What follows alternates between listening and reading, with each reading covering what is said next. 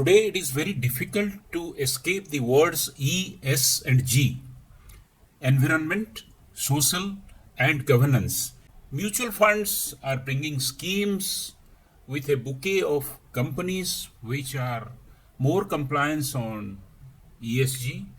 Banks which do not produce directly any kind of waste or environment polluting emissions are also coming on board of the ESG. There are new audit standards, new regulatory standards, and new government policy enunciations which are looking at ESG is a factor.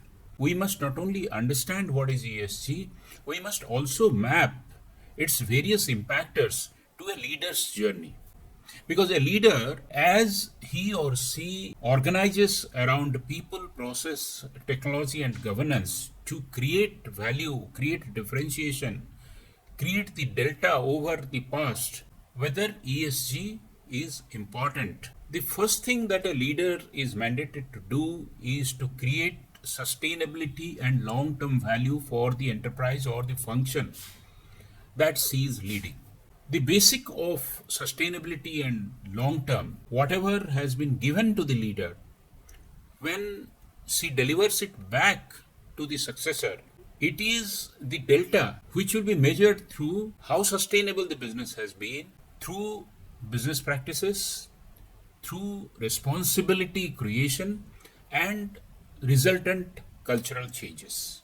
Environment ultimately is the reflection of the entropy or the levels of disturbances that is released into the system by various players in the system, and the value or orderliness that is created, balancing and creating a net beneficial effect. Various players like corporates, like government, individuals, non-profit organizations play within an organization. Is very important to understand that risk management of these various groups are very important for social and environmental thing to be amenable to be governed.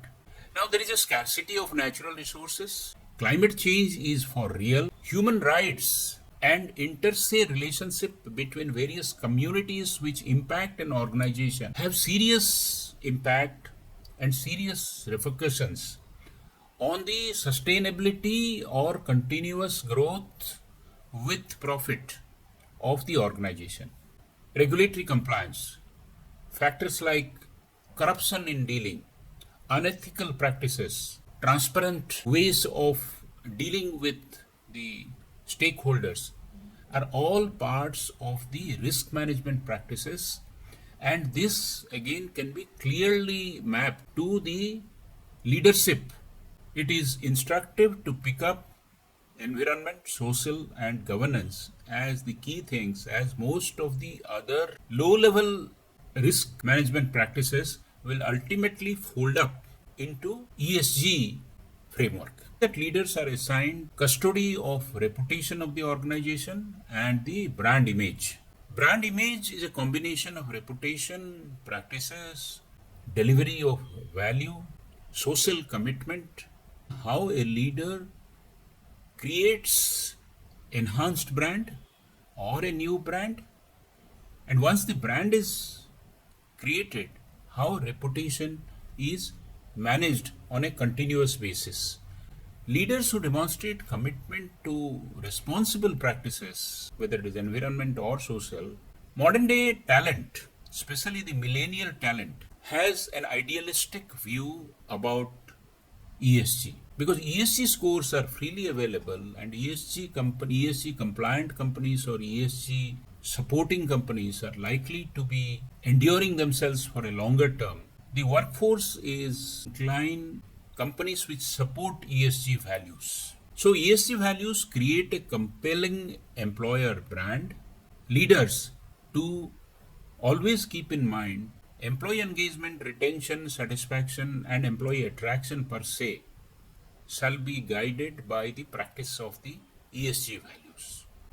Last but not the least, leaders must do their business in a compliant manner, keeping always at the top of the mind the boundary conditions set by the law and the regulations. And given the modern day clear trend that governments and regulation want corporates to become continuously ESG oriented, because factors like global warming, air pollution, corporate social responsibility, most of the time supported by legislation, and unless these are prioritized by leaders, practiced by leaders, the tick box mechanism will not work. Leaders will ultimately be responsible to their boards, and board leadership have to show commitment to ESG in order to stay regulatorily and legally compliant. This not only prevents future penalties and fines, it also